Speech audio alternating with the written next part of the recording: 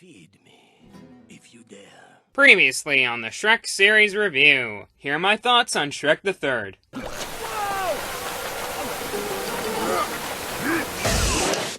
Don't let your kids watch it! And now, Shrek assimilates a man into his species using McDonald's. Look, Shrek, he's got your ear. You'll never know if you don't go. You'll never shine if you don't glow. This movie has an identity crisis. Half of the advertisements called it Shrek the Final Chapter, while the other half called it Shrek Forever After. But according to the front of the DVD, this film is officially titled Shrek Forever After, The Final Chapter. Rolls off the tongue well, doesn't it? But seriously, I surprisingly enjoyed this movie. I wouldn't call it a must-see film, but it was a huge step up from what preceded it. Shrek Forever After probably has the most interesting plot of the entire series, but also the most frustrating.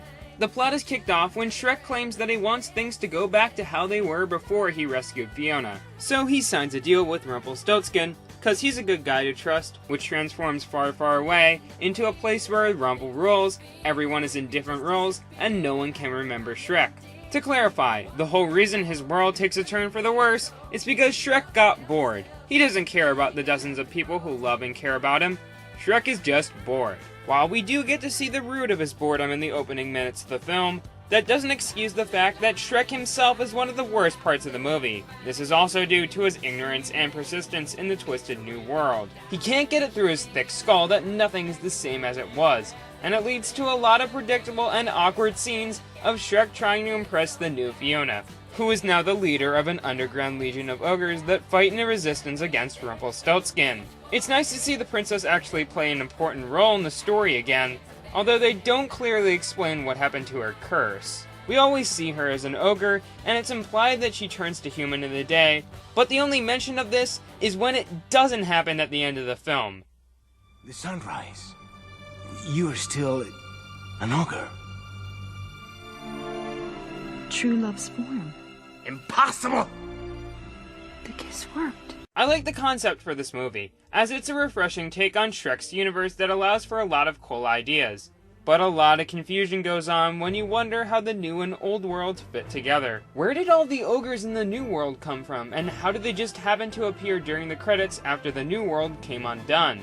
What happened to all the people who Shrek wasn't around to kill, like Farquaad, the Fairy Godmother, and Prince Charming? To top it off, this film has a lot of pacing issues. Everything feels like it's moving faster than it should. Shrek and Fiona's new relationship is developed over a quick montage, and other characters only get a brief amount of time to shine. I understand that this movie had to establish a whole new world in such a short amount of time, but it makes me wonder why DreamWorks didn't just split this up into another movie. We all know that they love money, and it's not like they weren't already planning to make a fifth Shrek film for a while.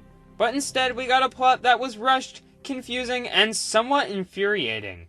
And when you really think about it, it's just a what-if story that is ripping off the basic plot of It's a Wonderful Life. Let's talk about the new characters, since they overshadow the old ones in some respects. The biggest addition is the new villain, Rumpelstiltskin. He's a blend between the Fairy Godmother and Farquaad, as he's a real threat, but very unsubtle, full of himself, and short. While his vendetta against Shrek is a little forced, I found him to be a pretty entertaining bad guy. The only thing I have against him is the performance by his voice actor, Walt Dorn. He's actually one of DreamWorks' storyboard artists, and despite this, he's a pretty good actor. It's just that the voice he uses for Rumpelstiltskin is a little ear-grating, and with him being the main villain, your ears are going to be a little uncomfortable for a good while. All of the other new characters don't leave quite as much of an impression. Midway through, a new threat to the ogres is introduced, the Pied Piper. His shtick is that his flute can send everything from ogres to witches into a sweet-looking dance number. The Piper is pretty forgettable. His joke wore off quickly, and he only appears for a short time and leaves almost no impression. He captures all the ogres, but Shrek soon saves them. It isn't even implied that he left Rumple at some point. The writers just flat out forgot about him. We are also introduced to a select couple of ogres and witches, who are only noteworthy because of their celebrity voice actors. Besides that, they just supply a few jokes and emphasize parts of the plot. I would be a little bit more angry at these two pointless types of side characters, but this film knows not to make them a big part of the plot, unlike another Shrek film. The comedy is pretty decent overall. Most of the jokes are just kind of there, although I did chuckle a few times, and I even laughed really hard at one point when they killed off a character in a really low-key fashion. Rumpelstiltskin promised the deal of a lifetime for whoever could bring you in. You know what? I'm gonna give Rumpelstiltskin exactly what he wants. Okay, Gingy, tell me about this. Oh, were you going to eat that? The animation is what you would expect from 2010. It's not mind-blowing, but it still looks pretty good today.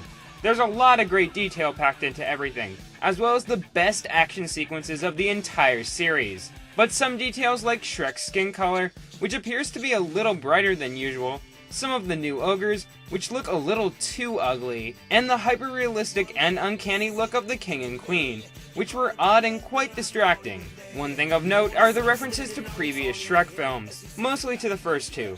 They brought back most of the supporting characters for a few lines each, except the ones from Shrek the Third, and it's fun to see how all of the new characters have changed in a new world. And despite being a little changed, most of them still remain likable and pretty funny.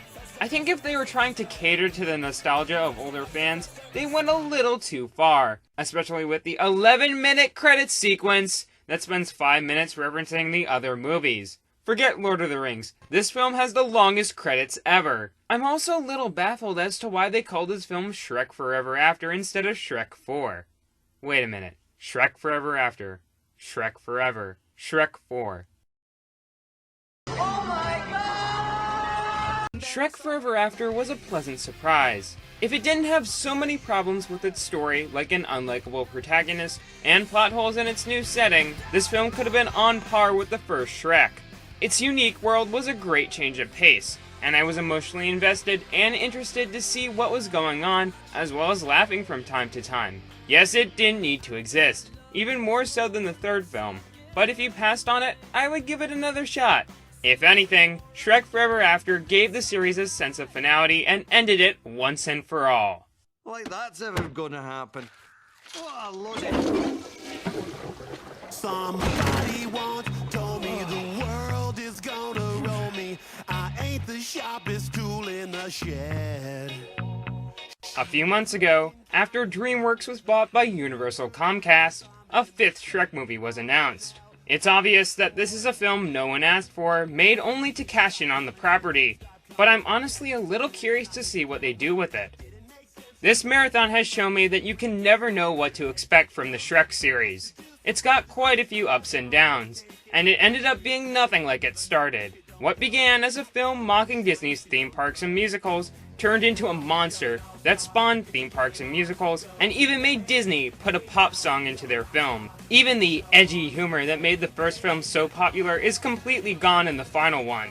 While Shrek may have stumbled a bit towards the finish line, I still remember most of his movies after all these years. The first film may not be as good as I remember, but it laid down a solid foundation that was built up into a fantastic adventure in the sequel.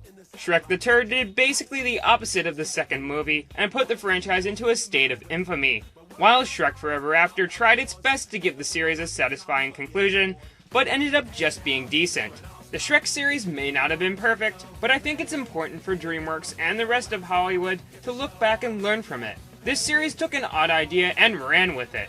It pushed the boundaries of how good a sequel can be. It showed what happened when you let money make a movie. It showed that a franchise can end up being almost as good as it started if you put enough time and effort into it. And it showed how much an ogre can impact a studio, as well as the entire animation industry. The Shrek series may not be perfect, but I'm eager to see what happens next. Keep on Shrekin', little ogre. Keep on Shrekin'.